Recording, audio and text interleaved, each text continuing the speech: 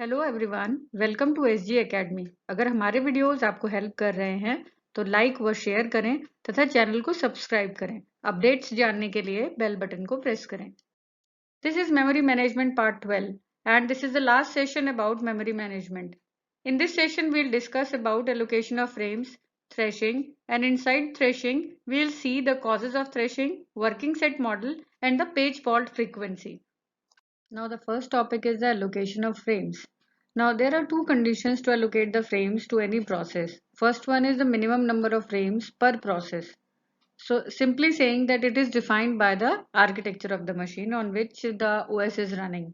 Now second option is the maximum number of frames. Of course the maximum number of frames will be the total frames available in the system that can be given to a process. Now in between these two category, minimum and the maximum, there are two major allocation schemes. First one is the fixed allocation of frames. Second one is the priority based allocation of the frames. Now there is one more criteria we'll discuss in this slideshow, the global versus the local allocation. What are these terms? Let's see one by one. This is fixed allocation.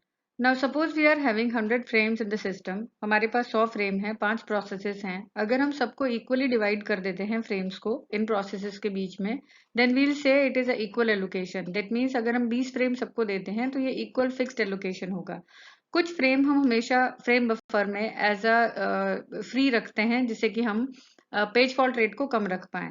Now second one is the proportional allocation. Proportional मतलब size के हिसाब से हम frames देंगे. तो जैसा यहाँ एक फॉर्मूला और एक एग्जाम्पल लिखा है, तो let me explain. SI is the size of a process, PI. S denotes the total size of the processes in pages.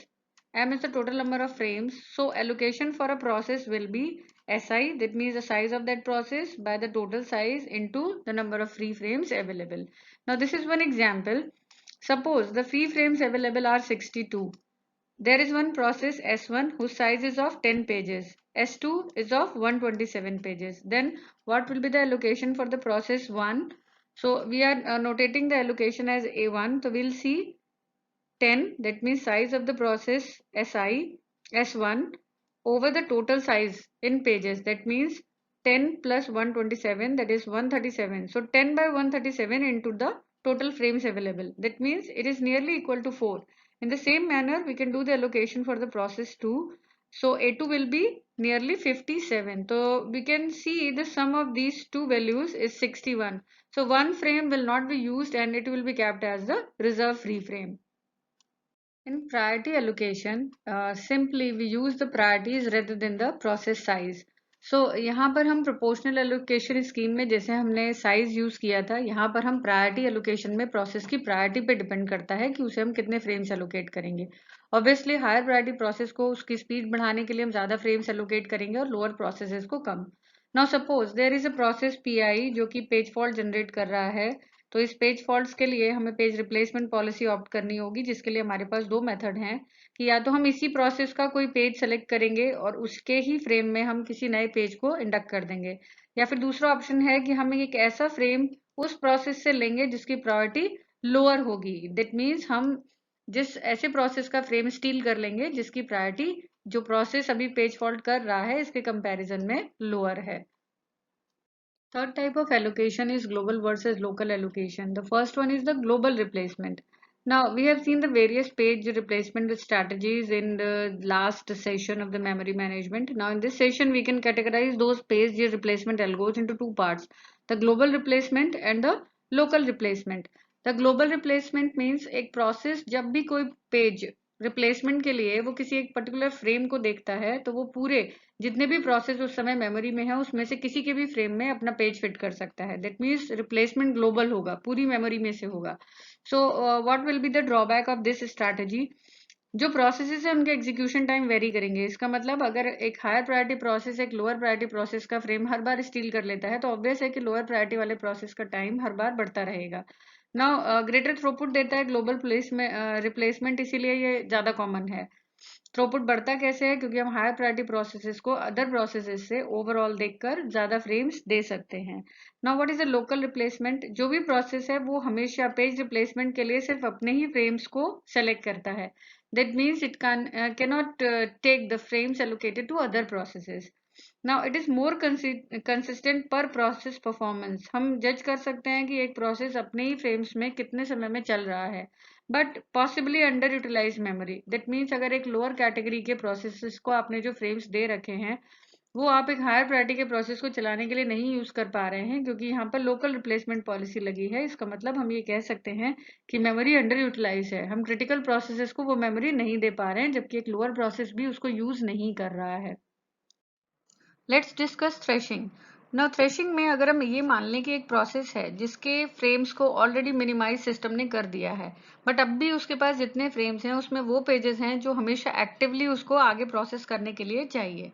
अगर उसे और फ्रेम्स नहीं मिलते हैं और पेजेस की उसकी रिक्वायरमेंट है तो पेज फॉल्ट रेट बढ़ जाएगी।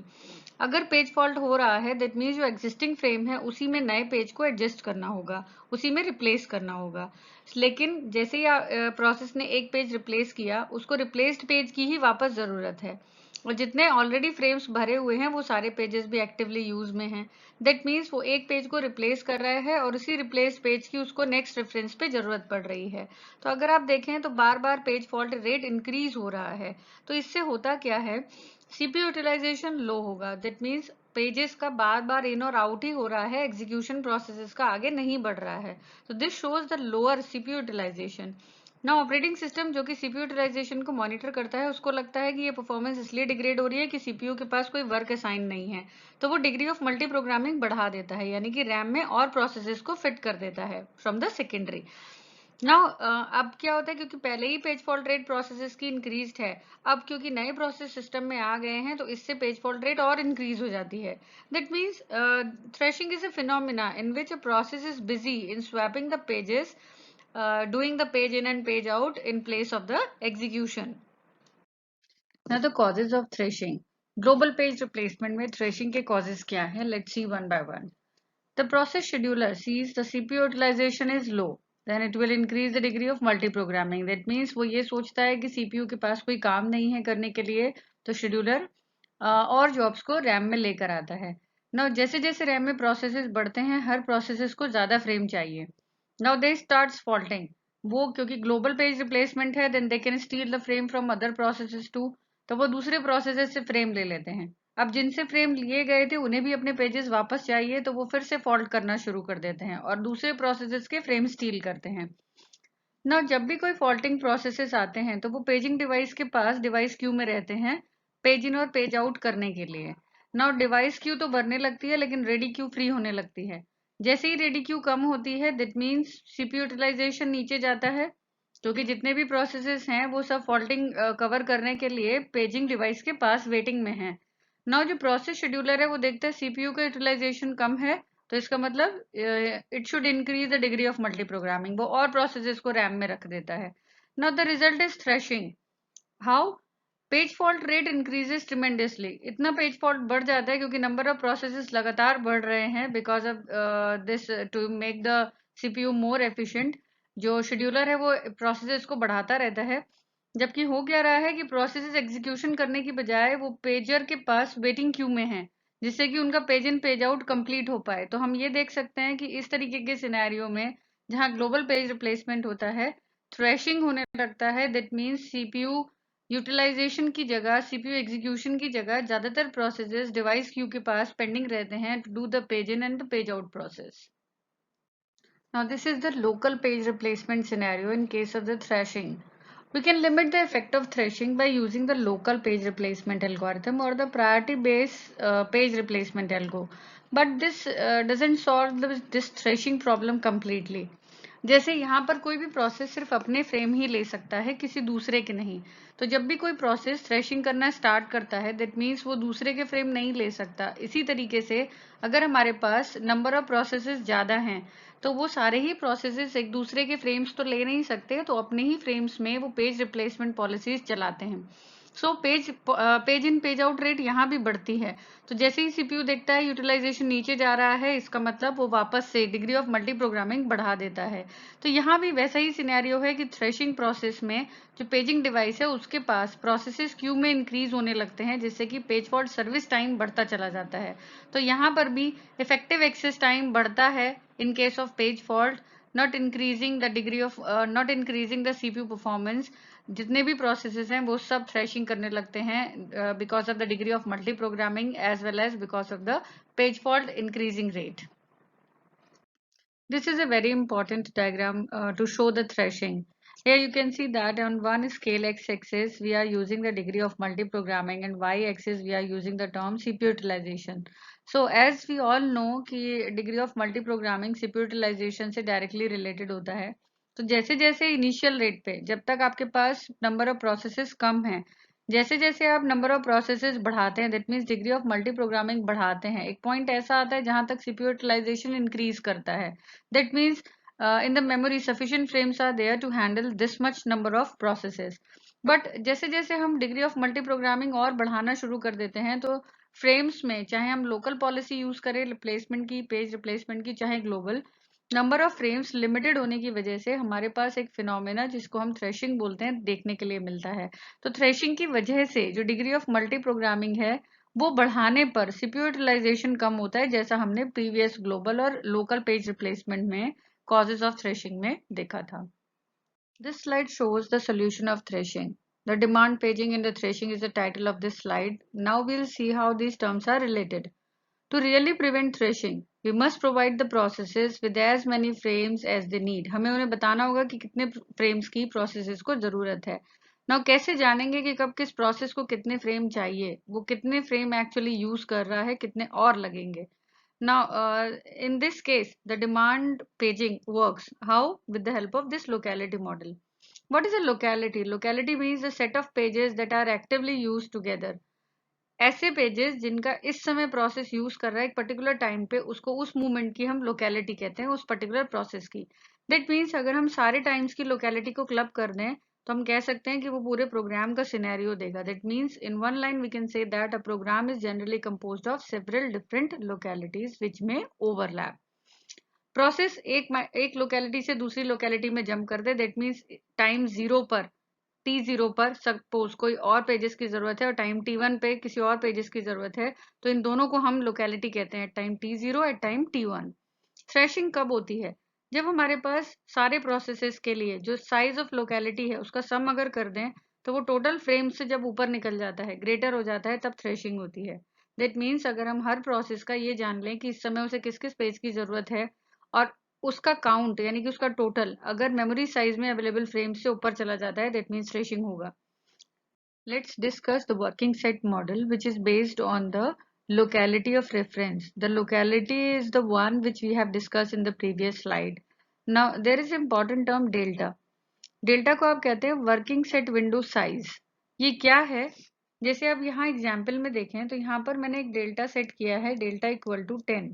तो what is 10 here? What is delta here? How it's working?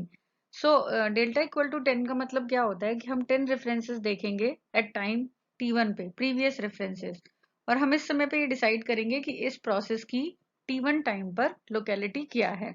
तो अगर आप देखें तो मैंने यहाँ पर वर्किंग सेट निकाला है, that means it is called the locality of reference. तो अगर आप देखें यहाँ पर हमने क्या क्या यूज किया है 10 रेफरेंसेस में, यहाँ पर 3, यहाँ तक 10 होते हैं, तो 1 2 5 6 एंड 7. तो ये 5 जो काउंट है, ये जो 5 पेजेस हैं, इसको आप कहते हैं locality of reference at time T1. In the same manner here if we see the locality of reference at time T2 then we can say that working set में जो हमारे पास 2 पेज आ रहे हैं वो at time T2 पर locality of reference है last 10 references की. Okay, so why we are doing these things, what we are trying to calculate, so let's see one by one. किसी भी प्रोसेस का जो वर्किंग सेट निकलता है that means the total number of pages reference in the most recent delta time, जैसा हमने यहाँ पर निकाला ये WS T1 टाइम पे और WS T2 टाइम पे. अगर हम सारे प्रोसेसेस की इसी तरीके से किसी एक पर्टिकुलर टाइम पर डिमांड निकाल लें और उस डिमांड को हम जोड़ दें, अगर ये डिमांड आपकी अवेलेबल फ्रेम्स से छोटी है then we can add more processes. That means degree of multi programming बढ़ाई जा सकती है.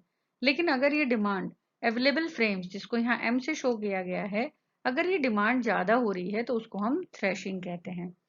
Now there is one more point कि अगर आप ये डेल्टा बहुत छोटा लेते हैं तब क्या होगा, और अगर ये डेल्टा बहुत बड़ा लेते हैं तब क्या होगा. अगर आप ये डेल्टा बहुत छोटा लेंगे तो यहाँ पर जो लोकेलिटी आप शो करना चाहते हैं वो इंटायर लोकेलिटी कवर नहीं होगी. दैट मीन्स एक पर्टिकुलर सिनेरियो जो हम लेना चाहते हैं एक प्रोसेस का वो कवर नहीं होगा। अगर आप डेल्टा बहुत बड़ा लेते हैं दैट मीन्स काफ़ी पोर्शन आपको कवर करना होगा टू मेक अ लोकेलिटी। अगर आप डेल्टा इन्फिनिटी ले लेते हैं इसका मतलब क्या है कि आप पूरा प्रोग्राम एक साथ काउंट कर रहे हैं, तो उसमें पूरे प्रोग्राम में जितने पेजेस की ज़रूरत है, जितना पेज आएंगे 1 2 3 अप टू सो ऑन, वो सारे पेजेस आपको एक साथ उनके लिए फ्रेम्स चाहिए। सो by this way we can calculate the total demand of the frames at a particular time। अगर उतने उस टाइम पर सारे प्रोसेसेस की डिमांड मिलाकर अवेलेबल फ्रेम से छोटी है then we can say that we are in a safer side, we can increase the degree of multi programming. अगर यही डिमांड अवेलेबल फ्रेम से बड़ी हो जाती है then we'll stop adding more processes और हम किसी की भी रिक्वेस्ट को सेटिस्फाई नहीं करेंगे, then we may go into the thrashing portion. Now अगर डिमांड बड़ी हो जाती है तो हम नए भी ऐड नहीं करेंगे, और अगर आप देखें तो इसका सोल्यूशन क्या है, कैसे हम इस डिमांड को इस नंबर ऑफ फ्रेम्स के अंदर ला सकते हैं कि हम कुछ प्रोसेसेस को सस्पेंड कर दें या फिर कुछ प्रोसेसेस को स्वैप आउट कर दें। By this way we can manage this demand within the available number of frames. Working set model is a perfect model to prevent the threshing, but it is a clumsy way. We are doing so much calculation just to know about the demand of the various processes. So the another way is based on the page fault frequency. हमने दो threshold set कर देते हैं, एक जो page fault frequency है उसके लिए लोअर बाउंड सेट कर दिया जाता है और एक अपर बाउंड सेट कर दिया जाता है। अगर किसी प्रोसेस की पेज फॉल्ट रेट इस लोअर बाउंड से कम है, इसका मतलब उसे उसके लिए इतने पेज फॉल्ट हो नहीं रहे हैं, इसका मतलब उसके पास जितने फ्रेम्स हैं वो काफी हैं उसकी नीड सेटिस्फाई करने के लिए, then we can take few frames from this process. Now अगर किसी प्रोसेस की पेज फॉल्ट रेट इस अपर बाउंड से ऊपर है, दैट मीन्स इस थ्रेशोल्ड को क्रॉस कर गई है, इसका मतलब उस प्रोसेस को और फ्रेम चाहिए, तब हम क्या करते हैं किसी और प्रोसेस से फ्रेम्स लेकर इस प्रोसेस को दे सकते हैं। So by this way we can manage the page fault frequency rate of the various processes, so we can avoid the threshing phenomena by maintaining the page fault frequency levels. So this is all from my side over the topic threshing. I have taken the reference from Galvin book.